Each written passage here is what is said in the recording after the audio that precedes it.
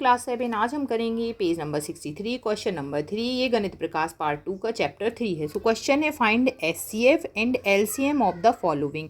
ठीक है, हमें नंबर दिए गए हैं प्राइम फैक्टराइजेशन के फॉर्म में, हमें एचसीएफ और एलसीएम लिखना है। सबसे पहले हम नंबर लिख लेंगे। सो ए वाला है आपका 3 क्रॉस 3 क्रॉस 5 क्रॉस 7 क्रॉस 7, मतलब हम प्राइम फैक्टराइजेशन पहले से दे दिया है इन्होंने। ठीक है, जैसे हम नंबर का फाइंड करते हैं, यहाँ पे हमें गिवन है। ठीक है, और सेकंड नंबर क्या हो गया इसी का, एंड 12 क्रॉस 7 क्रॉस 11। तो देखो, जब भी हम एचसीएफ या एलसीएम निकालते हैं तो हमें क्या करना पड़ता है, प्राइम फैक्टराइजेशन सारे नंबर का। अब यहाँ तो सारा प्राइम फैक्टराइजेशन है, लेकिन यहाँ पे 12 है।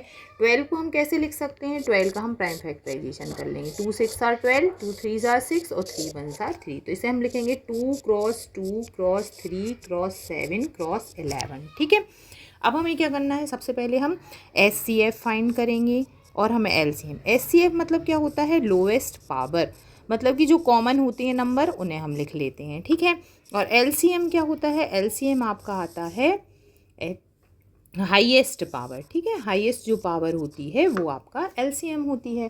तो सबसे पहले हम यहाँ पे देख लेंगे कि एचसीएफ में आपका क्या क्या आएगा। तो यहाँ पे देखो 3 आपका जो कॉमन है, लोएस्ट पावर किस में देते हैं, कॉमन में।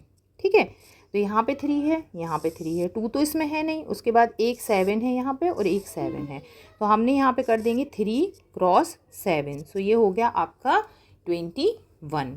या फिर आप इसे ऐसे भी लिख सकती हैं, क्योंकि हमें नंबर ऐसा गिवन है ना, तो आंसर में हम ऐसे ही लिखेंगे एचसीएफ। ठीक है, या फिर इसे 21 भी लिख सकते हैं, पर जो नंबर हमें प्राइम फैक्टराइजेशन के फॉर्म में दिए हैं। तो क्वेश्चन में क्या दिया, state your answer in the form of prime factorization. हमें दिया ही है क्वेश्चन में, हमें प्राइम फैक्टराइजेशन के फॉर्म में लिखना है, तो ये ही आपका क्या हो गया, आंसर हो गया।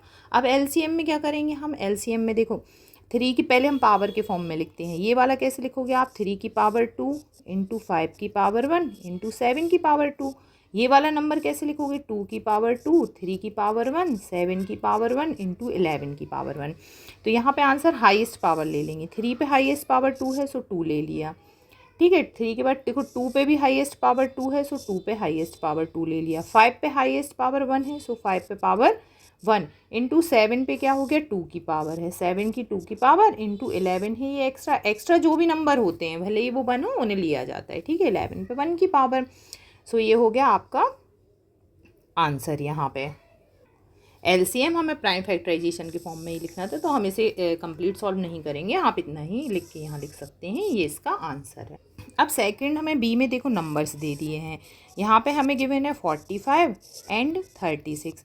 तो सबसे पहले हम प्राइम फैक्टराइजेशन कर लेंगे इनका। ठीक है, 45 का करेंगे हम, तो ये 3 से डिवाइड हो जाएगा। 3 1 आर 3, 3 5 आर 15, 3 5 आर 15, 5 1 आर 5। तो इसका प्राइम फैक्टराइजेशन आप लिखेंगे 3 पे 2 की पावर इंटू 5 इंटू 1। ठीक है, सिमिलर हम कर लेंगे 36 का। 36 का 3 1 आर 3, 3 2 आर 6, 3 4 आर 12 और 2 2 आर 4 और 2 1 आर 2। सो ये हो जाएगा आपका 36 का प्राइम फैक्टराइजेशन 3 पे 2 की पावर इंटू 2 पे 2 की पावर इंटू 1।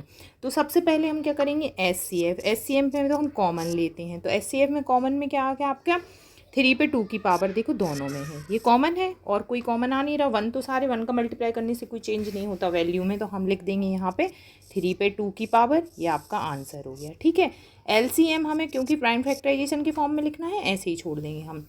एलसीएम में क्या करेंगे, हम हाईएस्ट पावर लेंगे।